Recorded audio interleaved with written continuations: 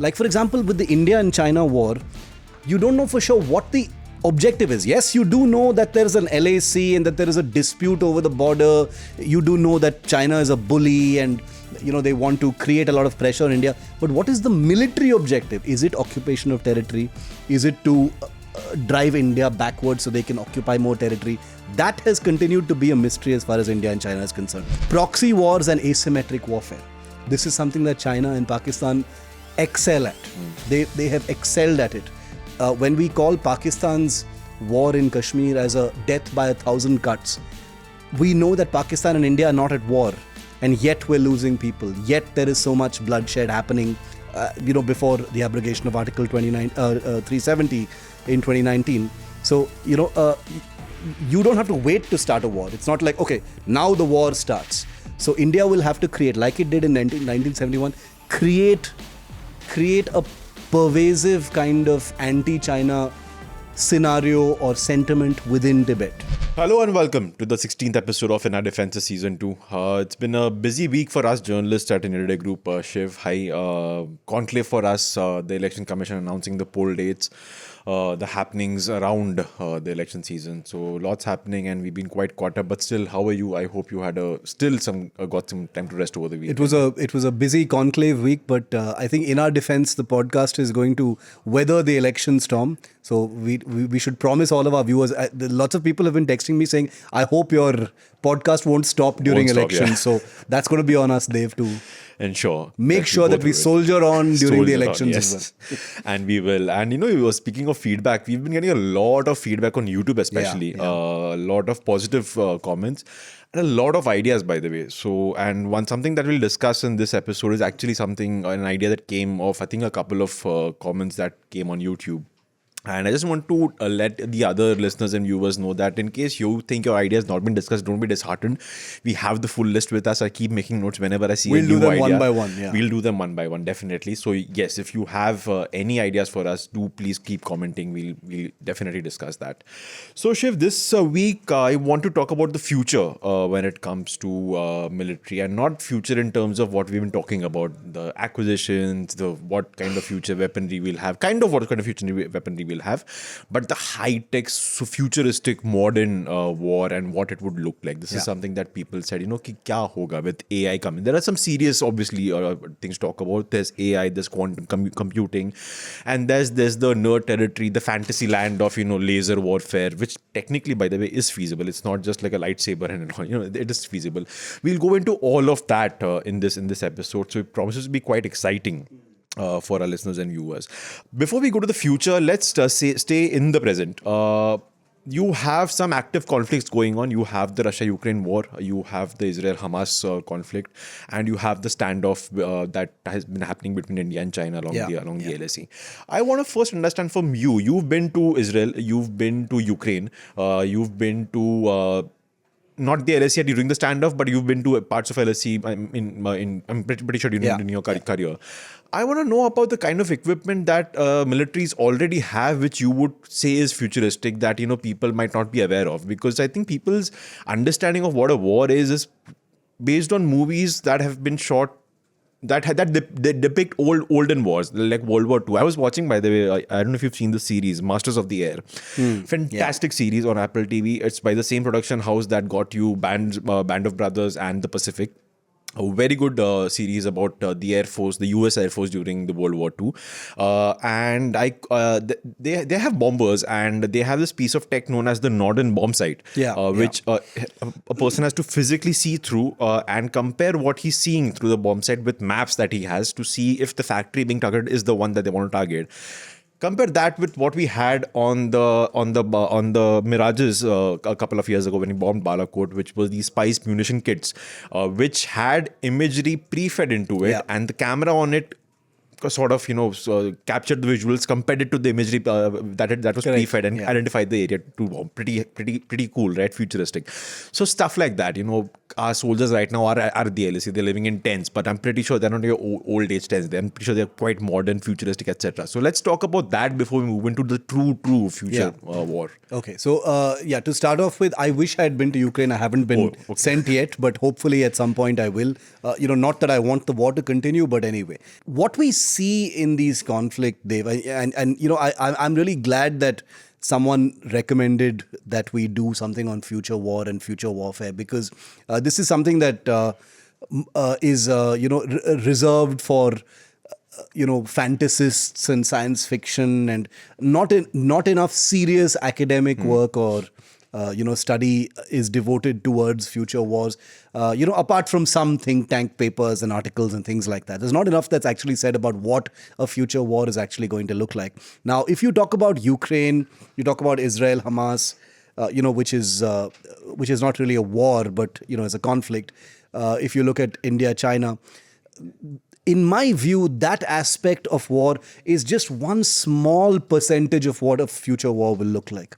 And we'll get into those other elements in just a bit. But, an active kinetic war with your guns and your fighter planes and your helicopters and your artillery and stuff, I have a feeling that that's going to be about maybe 4 or 5% of what your future war is going to be. Now, remember that when you talk about future warfare, I'd like to make a caveat right off the bat, which is that I think that even though you've got active, war operations happening right now, like Ukraine, like Armenia, Azerbaijan, like the possibility of India, China, even though it's very, very remote, the idea that those wars have happened even in a so-called high-tech atmosphere means that shooting wars can still happen. With tanks rolling, masters is the air kind of wars where you will have, armored personnel carriers, columns of infantry, missiles flying over the borders, aircraft being shot down, rockets being fired by helicopters, that kind of thing. If you look at images of Ukraine, it looks like war hasn't changed in a century, right? It's roughly the same kind of thing with a slight evolution in terms of the quality of weaponry. But I believe that the future war is going to have very little of that, because the future war is going to be a much more insidious, much more pervasive, and not confined to some remote battlefield on your border. Your war is going to be running through your veins. It's going to be in your internet. It's going to be in your life. It's going to be in how you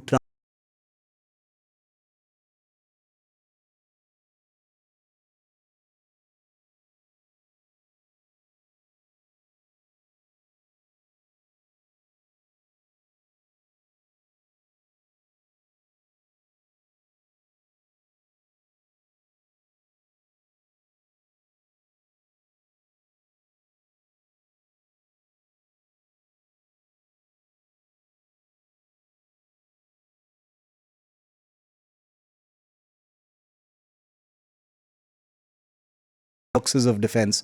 And the kinds of leaps that have been made, especially in the last 10 years, in military technology is spellbinding. I remember seeing an older episode of In Our Defense where you and Abhishek, who by the way has just won a Ramnath Goenka award, so our big congratulations to an In Our Defense alumnus in this regard, where you guys talked about future technology and things like that. So I would say that a future war will most definitely have the kind of weaponry, the kind of confrontations that we're seeing right now, but to an exponentially greater level of technology. You will have laser-based weapons. You will have directed energy weapons, microwave weapons, where you can't see, there are no bullets fired. It's just energy. You will have, the ability to disable entire enemy defenses without firing a single bullet, electronic warfare, that kind of thing. So I think the current conflicts that we see, can't be ignored. We can't think that, this is happening now, but the future wars are going to be completely different. I think the ultimate act of destruction will have to finally come from kinetic conflict and weaponry. But like I said, and we'll get into this more, I think it's going to be a much, much more complicated thing. Warfare is not going to be what we think it is. Yeah, so, right. So we will dive into that. But before we do that, just a quick point. So what you said right now. So I was reading a report by the U.S. Department of Defense about the possibility of a cyborg soldier. This was in 2019, and it's a very long report. I didn't have the time to go through every page. But I read some bits and pieces. They have identified 4 pieces of technology that they think will be integrated with the human being by 2050. One is better vision and hearing, basically your current ability and multiplied by X number of times. One thing that was very exciting and again sounds very futuristic is a suit that can basically heal your muscles on the go and can also help you control them much better. And the fourth was sharing of data between human beings. So you are an infantry unit of, let's say, around 10 to 20 people. Without talking into a so-called earpiece, you can think of a thought which will then simultaneously broadcast to your 11 members of your team. Just a quick point from you on that. Do you think this is actually possible? The weird thing about what you've mentioned is that the impulse to either get the most out of each soldier or to augment them with systems that sort of transform them from ordinary humans into cyborgs / human robot type soldiers who are not vulnerable to the constraints of the human body has been going on for the longest time since Nazi Germany. Yes. Nazi Germany used to conduct these, and the Japanese used to conduct experiments on humans to see how they can, extend longevity, extend survivability, see whether there are certain kinds of chemicals that can be introduced into a person's diet that makes them, more resistant to torture. These are well-documented things, Dev, and obviously it's not that kind of testing anymore, and I certainly hope not. We don't know what's happening in North Korea, etc. But everywhere else, the cyborg experiment that you just talked about, these are very real. They may sound like Terminator and things out of a James Cameron movie, but these are real pieces of technology, and they don't all need to be about some kind of weird dystopian kind of technology. These are real technologies. Like, for example, bodysuits, intelligent bodysuits that protect you and are able to adapt to your musculature. B, survivability, what you talked about, something that heals you on the go. C, sensory augmentations, which are better eyesight, better hearing. D, communication, the ability for you to be, for the human body and the soldier to not just be a soldier, fighting machine, but also a system, which means you're communicating with other soldiers without having to speak something into a voice box and, or send out an email or send out a text or whatever. You become a system. In fact, it's weird that the Indian Army used to have a program called FINSAS, which stands for Future Infantry Soldier as a System. Okay. It was a very, very ambitious sort of conglomeration of projects which sought to convert each and every infantry soldier into a kind of highly optimized multi-domain aware soldier, not just a guy with an AK-47 or an INSAS rifle, but a person who had very, very high-tech hearing equipment for listening drills, night vision devices for for that kind of thing, urban warfare suits, and all manner of different equipment, communication equipment that enable them to speak to 15 other soldiers in one small little unit of a company level. All those things are definitely happening. Soldiers who you're looking at. I'll give you a very small example of the kind of technology that is being proven right now that's going to be of enormous use for the military. Jetpacks. Yes. You're looking at jetpacks. Yes. Like when I was growing up, jetpacks were confined to video games and movies, right? Now you're seeing jetpacks being used, being tested and demonstrated by a whole host of companies in Europe and the United States. And those jetpacks, you don't even need to have an imagination to think of the kinds of applications it would have military-wise, whether it's in a warfare scenario, whether it is in a battlefield, whether it's on a ship, any kind of thing. A jetpack basically makes you like a sort of airborne infantry soldier, right? So those things are definitely happening, and they have been happening for a very, very long time. Look, ultimately, you're talking about the human body. The science of converting a human body into a better soldier has always taken two parts. A, convert the human body into a better human body using chemicals or supplements or or tests or things like that. There have been very, very controversial programs in the US Army, classified programs, which have sought to reduce the amount of sleep for soldiers and still keep them optimized. There was one controversial project which apparently wanted American soldiers to sleep for as little as 2 hours without losing any of their combat potency, by way of giving them a different cocktail of supplements, which basically removed sleep from the equation, which meant that they were like terrifying combat monsters for 22 out of 24 hours, and they just needed 2 hours of sleep in their vans, and then they could still be on the hunt.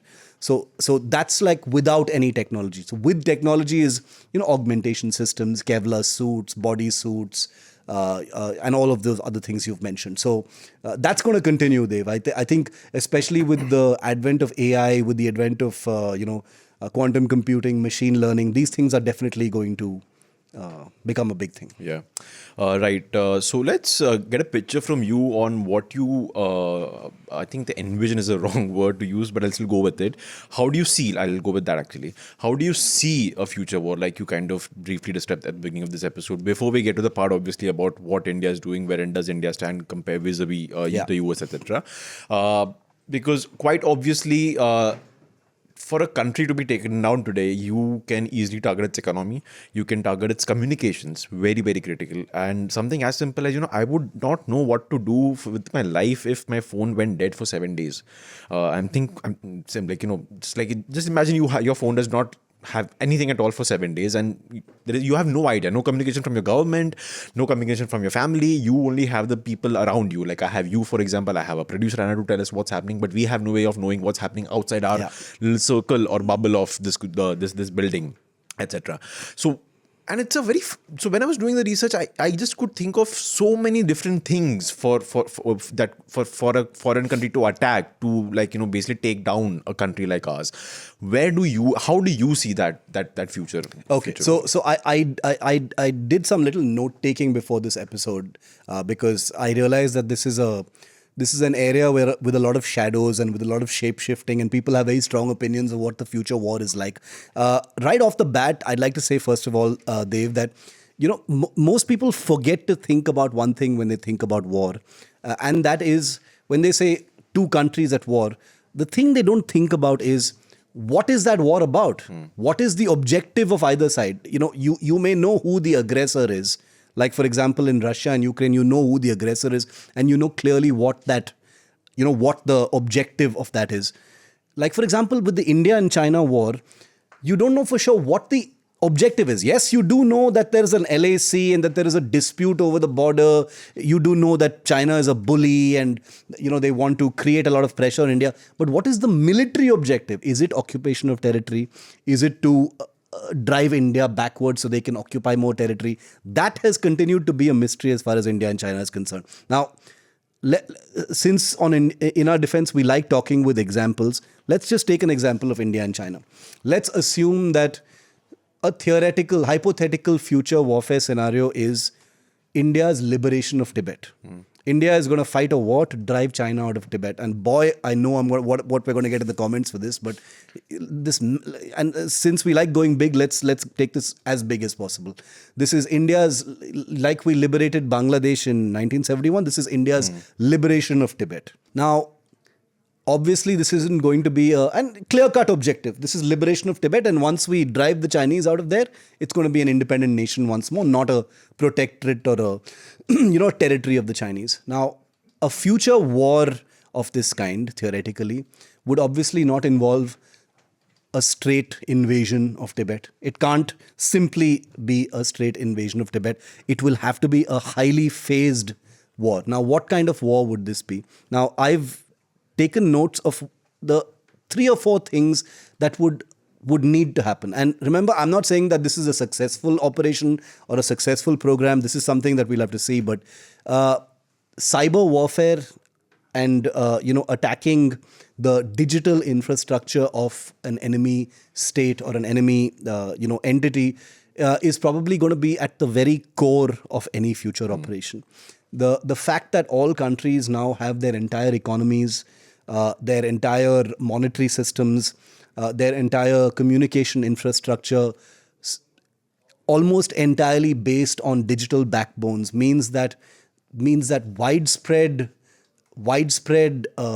acts of war on digital infrastructure is going to be key, because if you're able to attack a country's digital infrastructure, you've weakened them by about maybe 25 to 30%. There's one academic study that says that would be 25 to 30% of any war, and that's huge. If you're able to soften them up, add a very scary layer of uncertainty over whether transactions can happen or not. And what does this create? This creates a great deal of public chaos. And you relentlessly strike them. It's one of the reasons why Pakistan and China, unlike India, very early on decided to invest so vastly in cyber warfare armies. India's, as usual, been late to that bus, but now we've caught up, and now we've got pretty good things. You mentioned economy.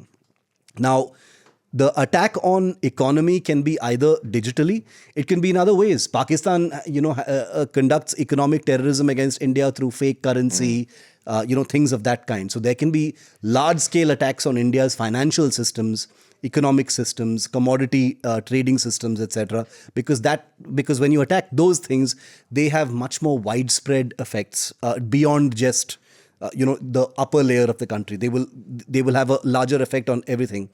Space militarization, Dev, hugely important. What kind of war is going to be fought in the future without space assets? Using anti-satellite weaponry, and I'm simplifying this. There are many connecting bits between all these tent poles that I'm mentioning, but I'm just saying that if you want to, and remember, in this entire scenario, it's not like China is sitting there and allowing all this stuff to happen. They're doing these same things back at you. So in your mind, as you picture this scenario playing out, as I'm saying it, remember that they're doing exactly the same things back at you. You're going to try and destroy their satellites. India has already tested an anti-satellite weapon. So if you really want to debilitate an enemy state, you're going to have to deprive them of their space assets, namely their satellites. If they have a space station, anything that allows them, real-time communication, real-time domain awareness of what's happening on the ground, because that's where your internet is coming from. That's where all your digital stuff is coming from. You have to kill their satellites. Proxy wars and asymmetric warfare. This is something that China and Pakistan excel at. They have excelled at it. When we call Pakistan's war in Kashmir as a death by 1,000 cuts, we know that Pakistan and India are not at war. And yet we're losing people. Yet there is so much bloodshed happening, before the abrogation of Article 370 in 2019. So, you don't have to wait to start a war. It's not like, okay, now the war starts. So India will have to create, like it did in 1971, create a pervasive kind of anti-China scenario or sentiment within Tibet by training, by creating rebel groups, by arming them, by propping up certain leaders in certain ways. And it has to be done with clinical precision, because you're up against a country that knows what's happening on every inch of its quote-unquote territory. So you've got all of those things happening. The last, when you've got all of these things sorted, Dev, that's when any kind of actual, conflict can happen. Now, in the middle of all these things I'm mentioning, obviously you can have large-scale attacks. I'm not even venturing into the realm of nuclear, because that doesn't figure in what we're talking about. Because we don't want to destroy the world, we only want to liberate Tibet in this scenario, right? So you have things like electromagnetic pulse weapons, which are basically, these are gigantic offensive weapons that create an electromagnetic pulse that can disable electricity or any kind of any kind of technology. Radars, for example. Yeah, in a span of a citywide disabling of equipment and electricity. Now, if you have that kind of a weapon, then you're able to, in phases, kind of create a phased blackout scenario across Tibet. Now, remember, Tibet is a very sparsely populated country. It doesn't have, it's not like hugely populated. It's like the Himalayas, right? There's nothing there. There are very, very few towns and cities which are populated. And since the Chinese occupation, much more, of course. But even then, there's not much to deactivate in that country. So you use weapons of that kind. Obviously, by the time you do all this stuff, you've got a real war on your hands, right? Because at some point of time, China is going to realize, oh, this is all part of a big plan to liberate Tibet. So then there's going to be a war.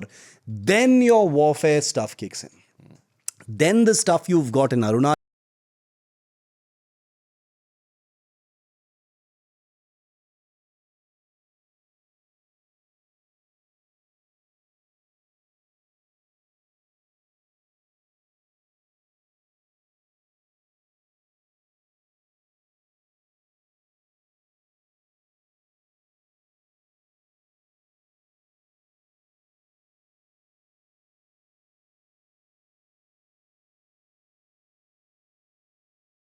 timing of when you're going to use it. That's how it's going to look for me. That sounds almost like a report from an army war game on if they were asked to invade and liberate Tibet, how would they do in a future scenario? And I would love to know what the Global Times has to say about this if they manage to hear this. We'll make sure they hear it. We will tweet it. We will tweet this to them. We will tag them and say your response is expected, Global Times. Yeah.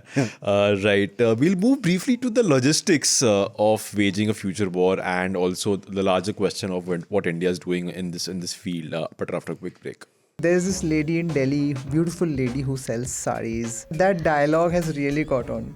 That's true. What is it? So beautiful, so elegant. Just like a wow. Just looking like a wow. Just looking like a wow. Yeah. My God. There's a simile. Yeah. Looking like a wow. And then there's what? What did she say? There's laddu peela color and... She was invited to Big Boss. अच्छा, I watched Big Boss, so I'm का updated. मतलब यही काम है कि मतलब whoever goes viral gets an invite to Big Boss. Why do you think the concept of having all these YouTubers, TV celebs and like the discarded ones from the Bollywood celebs have? Right. So you have to balance it out because you want to cater to that part of the audience as well. So that's how it started. Wait, I think I found the source like in my head. Kya? Is Big Boss the reason why people are making such reels? Oh, okay. So somebody wants to like land up there. Yeah, in that but prison. you would do weird shit and then it gets famous. Yeah, because that's the criteria. And then you get... 1 second, let me correct you. It's like she was invited to Big Boss and then she was not a contestant. She was there as a guest. So you get that, right? It's like a तो मिल गया ना, pedestal. अभी her sarees will sell for more money. God.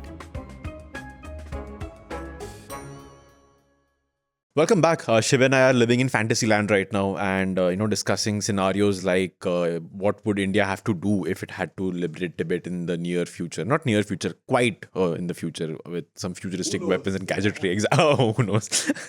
Right. So while Shiv was giving us this nice illustration of what a future war could look like, would look like maybe 20, 30 years down the line, a thought that came to my mind was... the logistics of it. And when I say logistics, I mean the intersection between your civilian bureaucracy and your military bureaucracy. Because a lot of the aspects that you mentioned, cyber warfare, for example, attacking or disrupting a country's economic chain, for example, for now, they seem to lie in the domain of the civilians, right? I'm not pretty sure. I know for a fact that the army has a large team of coders, a large team of IT specialists, a large team of potentially cyber warriors. But I also know that India has this setup called the CERT, the Computer Emergency Response Team, which I think is in charge of all cyber warfare in India. Because if you remember, there was this rolling sort of a hack by a worldwide group, I think 3-4 years down ago, and one of the targets was the JNU port in Mumbai, and this was the team that kind of responded to it. Anyway, that was an aside. So my point being, the way I see it, the way the current setup of India is, you have, for example, the digital economy under the RBI, and the Ministry of Finance. For example, your UPI payments, you have them under, I forgot, the National Payments Corporation of India. Yeah. The cyber warfare, security, I'm guessing, is under CERT. But I also know the Indian Army, Indian military have their own separate wings for cyber research and cyber warfare. I'm pretty sure the three military arms, both Army, Navy, Air Force, have their own separate departments. I'm pretty sure the research and analysis wing has its own department. I'm pretty sure the IB might have a department. So these departments scattered all over. So in a scenario, and cyber warfare is a very real scenario. It's not a future war sort of a scenario. You can easily have China launching a cyber war on India tomorrow, trying to take down one or the other system in India. Which agency would respond? How would they respond? When is it army's domain? When is it the civilian setups domain? The logistics of a future war in that sense. So this is a hugely crucial question, and I'm glad you asked it, Dev, because the answer to your question is actually in your question itself, which is that in a future war, the war is being fought by the entire country. It's not just the military. Yes. The combatants. The people in the battlefield, the targets are not military targets alone. They are very much civilian targets. They are national assets. They are, things that are far from remote battlefields on the border.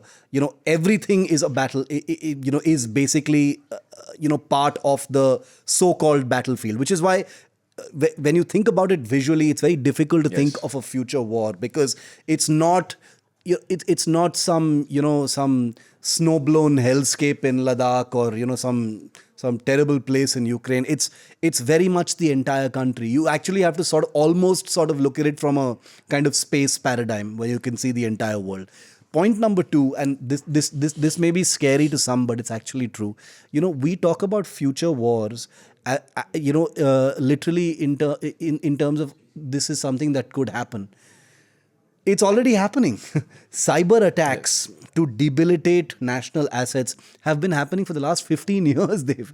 Now, they haven't happened on a scale where it has, triggered two countries to go into war with each other, war in the conventional sense with each other. But let me tell you, and let me tell all our listeners that China has consistently conducted cyber attacks on India. Some of them successfully, some of them not so successfully. They've been able to shut off electricity in installations. They've tried to attack military installations to do that. And all of this is may not be to trigger war, but to test what they're capable of. They've got these very, very driven cyber warfare armies. And I'll come to what India does in response. That is constantly testing what they're capable of. Because for them, conducting a cyber attack on, say, a thermal power station in India and shut it down for 10 hours is a way of testing what they may be called upon to do if war actually breaks out. Can we do it? Let's test if we can do it. Acha, we were able to keep them off for only 30 minutes. We need to keep them, shut off for a much longer time. Or any installation. Can we do something that shuts off power, electricity generators in Koramangala in Bengaluru, where all your IT companies are? Can we do that? Because if we do that, then Bengaluru will not get all that investment that's lined up for next year. Have these kind of long-term impacts on a city. Or can we do a cyber attack on the water desalinization plant in Chennai in such a way that the entire Sri Perumbudur area gets affected, and therefore Hyundai and all these big companies decide, hey, what the hell, we can't function here, we're going to move our stuff elsewhere. Cause economic damage through this kind of cyber attacks. These things are already happening. I'm not saying these examples I've given are theoretical, but attacks of this kind have already happened. Now, the manner in which we consume news about China for the large part here in India is we think that India is not doing anything in return, which is abjectly untrue, because during COVID, for some reason, and I might get into trouble for saying this, but since I'm not naming people, I'm going to say it. India thought, here's a great time to test our cyber warfare against China. Interesting. And there were, according to some papers that I've seen, at least 11 different occasions in which there were blackouts in many Chinese towns. Okay. Now, I'm not saying that India did this. Okay, I'm just saying that there were blackouts in certain towns in China for hours together. And these were reported widely in the Chinese press at the time as well, saying, mystery blackouts, where's our electricity gone, internet gone and stuff. And it coincidentally happened to happen at a time when Indian cyber warfare cells, civilian, military, whatever it is, were sort of, wargaming a scenario with China and stuff. Right. And these were the deep days of COVID when nobody knew what the other side is going to look like. Are we all going to die? Are we going to go to war over vaccines? Whatever it is, we don't know. But some testing had happened. So all I'm trying to say is a future war is very much a present war. These things are already happening in small quantities. Now, a large-scale kind of future war where your entire digital infrastructure is attacked or your entire UPI payment system is paralyzed, or all your ATMs stop dispensing cash or your bank infrastructure is completely demolished. Now, those are much larger scale things which have never happened, in a testing kind of scenario. Now, at least we don't know that. It's possible that banks have been, attacked by cyber warfare, but we don't know that. But to answer your question about the intersection between civilian and military, in a future war, words like that will just cease to matter. They will cease to matter. The military will be one of 50 elements fighting that war. You'll have the military, you'll have CERT, you'll have the Reserve Bank of India, you will most definitely have your intelligence agencies, you will have your beloved Enforcement Directorate and Income Tax Department, because they're the ones who will be looking at the money. And let's not forget that money laundering and money transactions will be very much part of a future war, because crippling your financial system is a deep, effective and far-reaching way of damaging a country. So all of these different agencies are going to be playing a part. They'll all become soldiers. It's incredible. So just sort of wipe that slate clean of how you look at war now. The military is going to be taking care of 4 to 5% of that war. They're going to be doing their little fight if it comes to that. The military will actually be the last. They'll be the final combatants, because that's when, okay, shit has hit the fan and now we've really got to take it to the next level and actually do some fighting. But the rest of the fighting is going to be beyond visual range. We're going to be I'm going to be here. They're going to be in China. Our fight's going to happen here. There will be many more different agencies that come into the picture. There will be civilian cyber warfare agencies. I imagine that IT companies like Tata and Wipro and Infosys. I don't know this for a fact, but I'm just saying that India's own digital supremacy. I'm sure there is a classified kind of program behind the scenes where that know-how is also being harnessed in certain ways. Because these are global, international companies with a great deal of reach and knowledge about what's happening everywhere else in the world. How can we use that information in a wartime scenario to harm your adversary? So yeah, the lines between military and civilian are they've evaporated. They're not even blurred. They're gone. They don't exist anymore. Everyone is a soldier in a future war. Yeah, that's quite the interesting answer. And I think at the beginning when you said that picturing a future war is just sort of impossible, because a large part of it is just hidden. It's cyber, it's online. So, which is why, like I said, while doing the research, it's like I just could not put my head to what would it actually look like, because they're just spread out on so many different fronts, if so to speak. Yeah.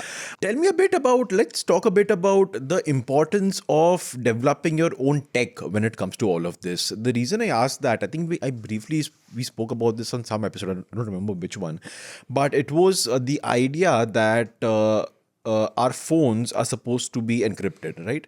But a majority, if not all, of the phones in India are from two companies, or the OSs on them, are from two companies, Apple and Google. Yeah. They promise encryption. WhatsApp is a Facebook company. It promises encryption. All of them are US companies.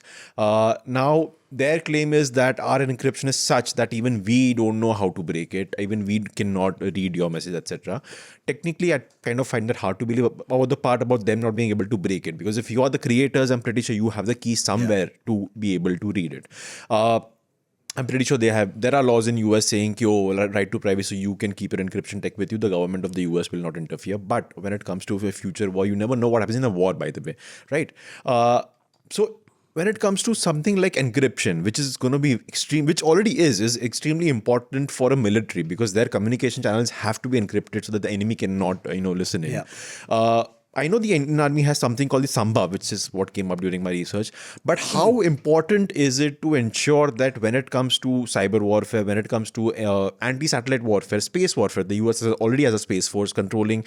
Their space force controls all the satellites. Right now, I think our satellites, at least the technical aspect, is controlled by ISRO, and I don't know whether DRDO comes, etc.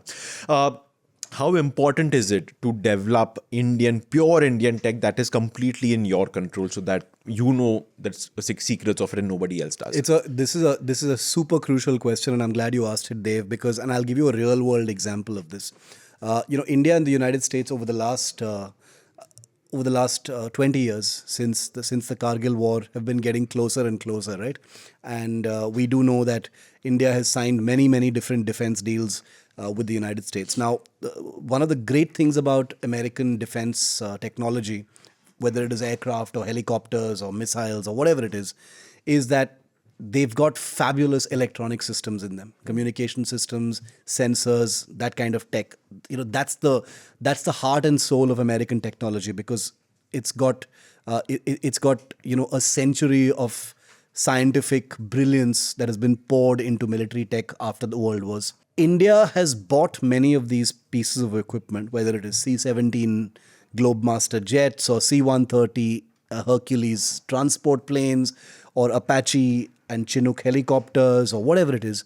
But for the longest time, we couldn't get them. And this is something not a lot of people know. We didn't get them with the standard electronic encryption and communication systems that are usually fitted on them when they're given to customers. And the reason for this is that India had refused to sign an agreement with the United States called Communication Interoperability Memorandum of Understanding, or CISMOA.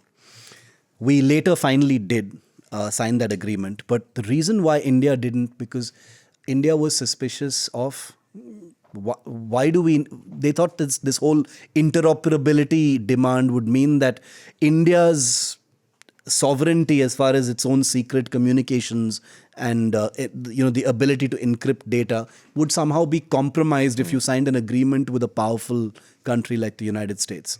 So India actually whittled down that agreement and signed a different kind of agreement, and now has started getting that equipment. But in those 15 years when we didn't sign that agreement, and we were getting these aircraft and helicopters without those heart and soul pieces of equipment, very important, software-defined radio, encrypted, voice alerts, and this is the stuff in the cockpit where you can hear your forward air controller talking to you without anyone else being able to listen to it. These might sound simple, but it's actually really cutting-edge technology, because the world over, this kind of technology has been hackable, can be compromised, can be cloned, can be copied, etc. So what the Americans have built is actually, grade A technology in terms of how it becomes useful, like you said, during a war, when encryption becomes life and death for a country.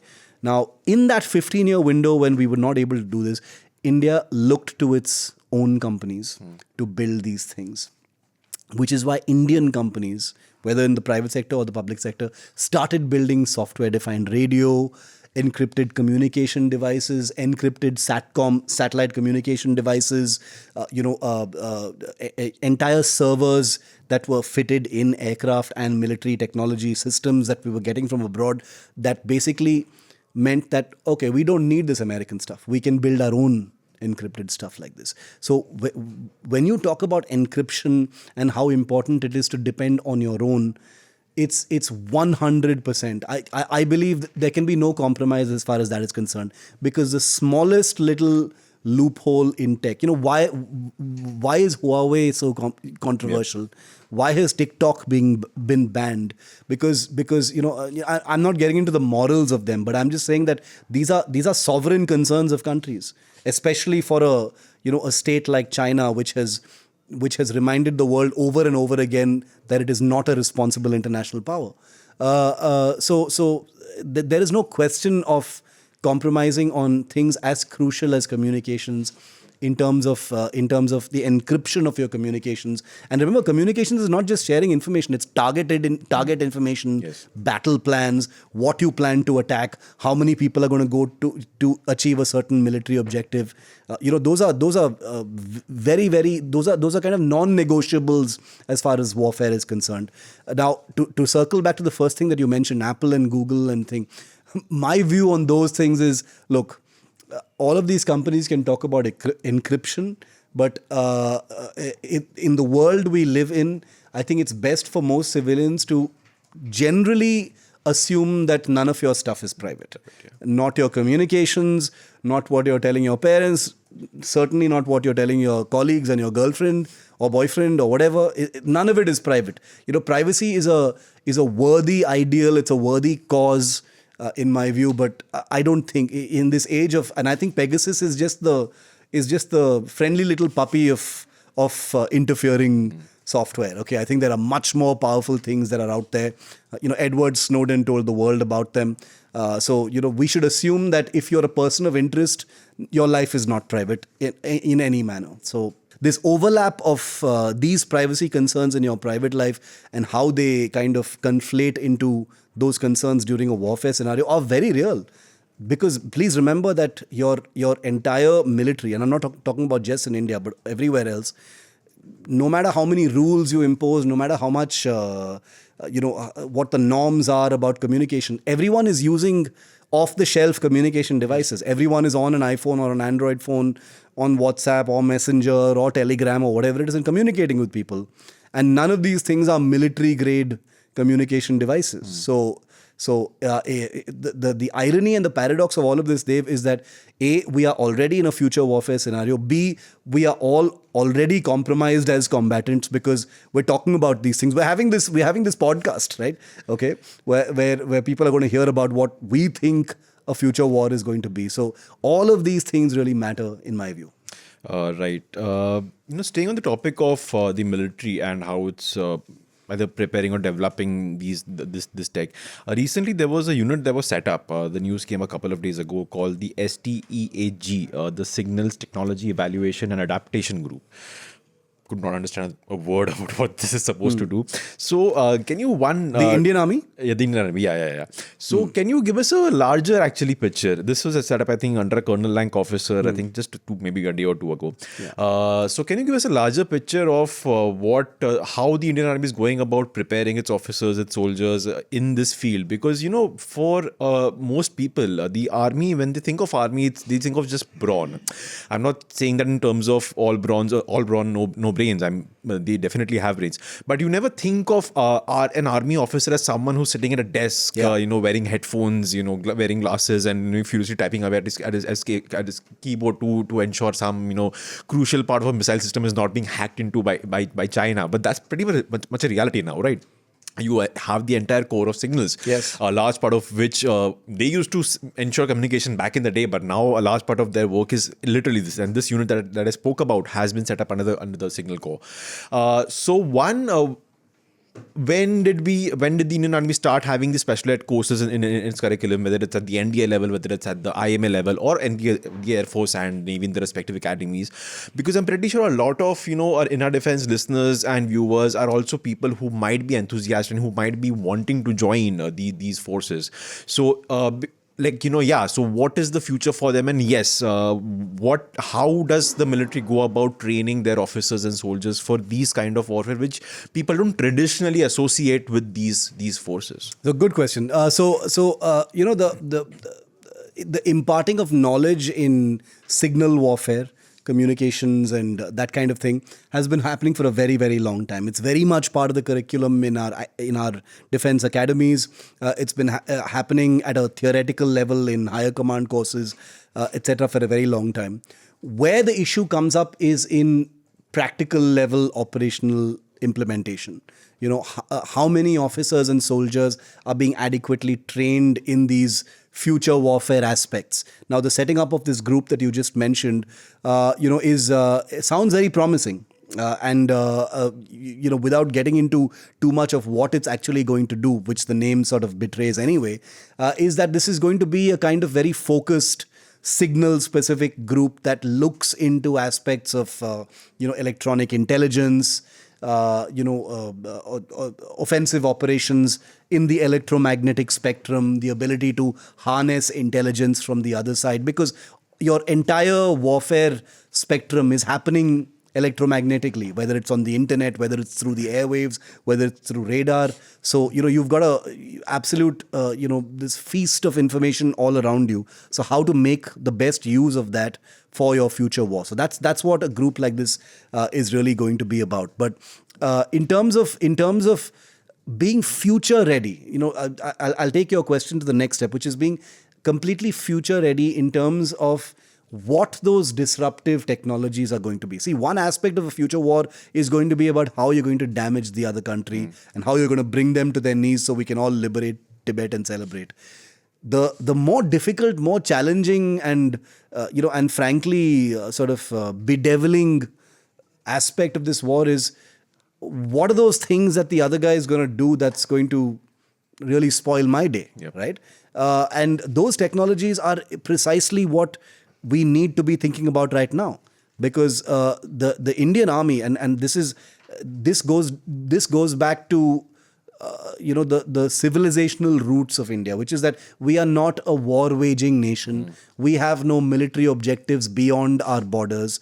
We do not seek another person's territory. So we are by nature a defensive nation. But when you have groups like this set up, there is a cultural shift that's happening, which means that to defend yourself, you've got to damage the other side, sometimes preemptively. Because if they're hitting you constantly with cyber attacks, they're constantly feasting on your information, and using that information against you, then you can't be sitting and saying, "Acha, they've not come into my territory, I can't touch them." That defensive mindset has to evaporate. And that is changing now, in my view, in the Indian Army, the Indian Navy, Indian Air Force, where there is a much greater emphasis on less on combat and military and more on not to the detriment of those things. Those things are, of course, very, very important. But there has to be a kind of mindset and culture of this kind of 24/7 warfare. Artificial intelligence, augmented reality, all, mixed reality, all these things which can become deep fakes. Deep fakes is going to become a huge thing. Deep fakes is something that we're seeing every day. Some of our anchors have been deep faked and put on Facebook, right? So how difficult can it be for others? So all these things are going to become really, really important parts of the curriculum in my view. And someone listening may say, "Arey, these are not warfare things. These are things everyone should be prepared for." But the reason why I'm mentioning them is because in a warfare dynamic, these things become life and death. Yes. These things become if I don't know very much about AI or I don't know very much about deepfakes, what's the maximum that can happen to me personally? But for an army that's tasked with defending your country, if they somehow don't fully grasp the dangers of, and I'm just taking examples of AI and mixed reality because they're relevant in this scene, but more disruptive, more invisible technologies that take into account things like quantum computing and machine learning, autonomous drones using AI, to conduct, there's something called persistent operations, which are drones that are, fueled by hydrogen fuel cells, which makes them have the capacity to be airborne practically indefinitely. They don't have any human controlling them. They're autonomous, and they're sent off into another country and said, be there for a year and come back after a year with all the information, bomb this, and come back. That's the kind of world you're in right now. Okay, so there's no rest. Unfortunately, the bad news in all of this is that you're already at war. Those attacks are already happening in small, sort of restricted ways. So we all need to buck up. The military certainly needs to buck up. Yeah. and I'm pretty sure they are doing that Yeah, as they are. we speak, because it's quite frightful if we were to ever face such a situation in this country. So right, as we end this on a light note, one like just a fun question for you, because I know you kind of are a nerd if you don't kind of reveal it too much.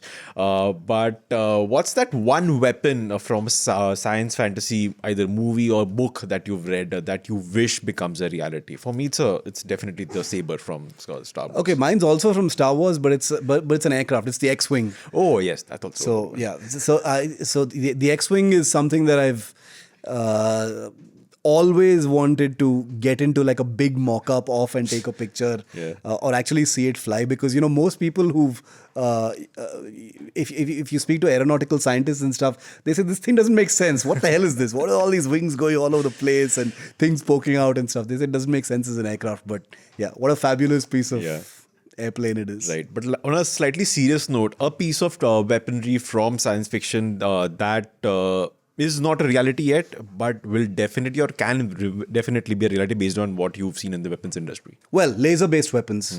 You see aircraft firing lasers in all your cartoons and all your stuff, and that's already happening right now. And see, this is also the thing about directed energy weapons, which are basically, instead of having an aircraft firing a missile at another aircraft, you have this laser generating mechanism on the nose of your aircraft. It's able to detect that aircraft flying 20, 30 kilometers in front of you, and you send out a laser and destroy that aircraft. It's immediate. Real time, There's no time spent between the missile traveling till there. And those are directed energy weapons. And that is another reminder of the irony of future wars, that directed energy weapons have been in development since the 70s. Wow. Laser weapons have been... Yes.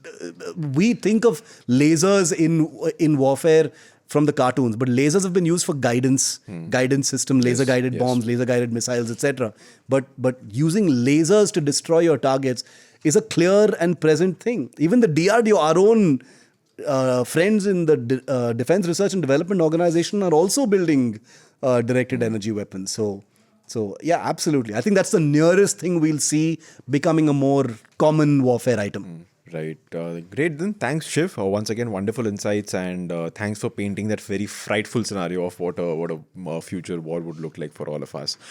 We're going to have lots of Tibetan friends now. Oh yes, definitely. Yeah. I'm waiting for comments on that part of your answer. And thanks again. Yes, since you said that, thanks for giving us that war-gamed picture of how India can liberate Tibet. Thank you for that.